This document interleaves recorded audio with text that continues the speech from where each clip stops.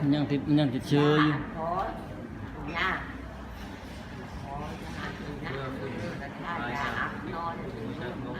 ยานะ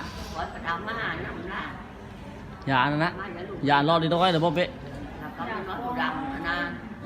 เดี๋ยวจะไปซื้อบนห้างเลยหันเที่ยอ้อมที่ยาท่าเด้ลงตอนนี้เป็นหันเที่ยอ้อมเนาะแล้วเนี่ยที่เราขายอยู่หันยานะองน้อยตัวบ้านนอกท่าดี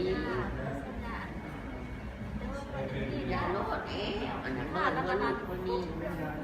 เดี๋ยวลูกคนนี้ยาโลดนะรอดละ100 บาทเราต้อง100 บาท100 บาทจ้าไป25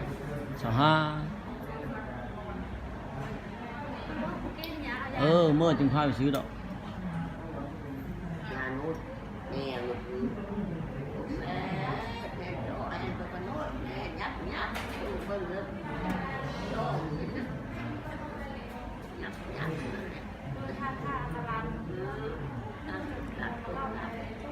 นั้นไม่พอทำเป็นเดียวแต่อย่างนี้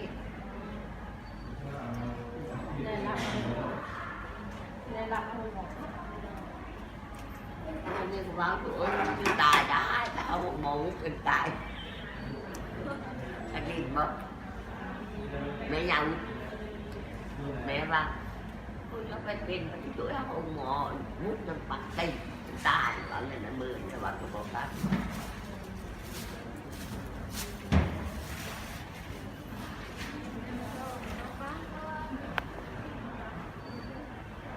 กินแล้วกินไหม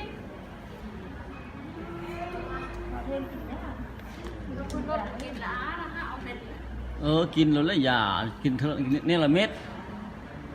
ทำตัวมือเลย6 ชั่วโมงเลยกินเลยจริงเลยกินติ๊กตอนเพลนนะกินแล้วตอนเพลนกินแล้วตอนเพลนไหนท่านได้กินไหมมันดีตื่นมันดีจะคำแล้ว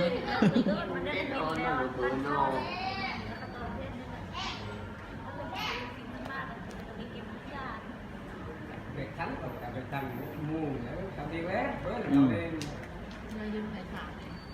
ล่นที่จอมมู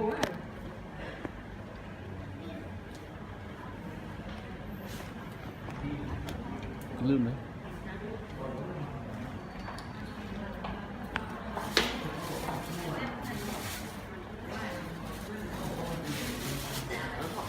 แม่แล้วเกินหาแม่มันจะเริ่มแม่เพิ่มแม่แล้วเกินหานั่นยา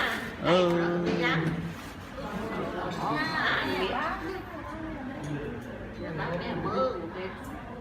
นอนเกินหานั้นแม่นะน้องจะประมาณเลยมั้งคือไม่เท่าแม่พอแล้วแม่ไม่บ้านเพื่อกับมินยังแม่ได้มีอยู่ประมาณเพื่อนประมาณเยอะไก่ยังในชมตูจางดูตั้งได้แล้วมันมีได้เลยเนาะแล้วในชมตูจางดูได้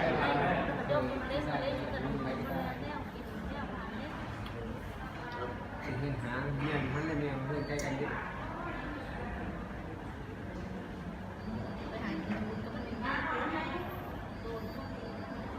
มันไม่รู้ถ้าไปเพิ่มก็คือคนเดียวเยอะดิพอไปเพิ่มคนที่ร้านกันไม่เอา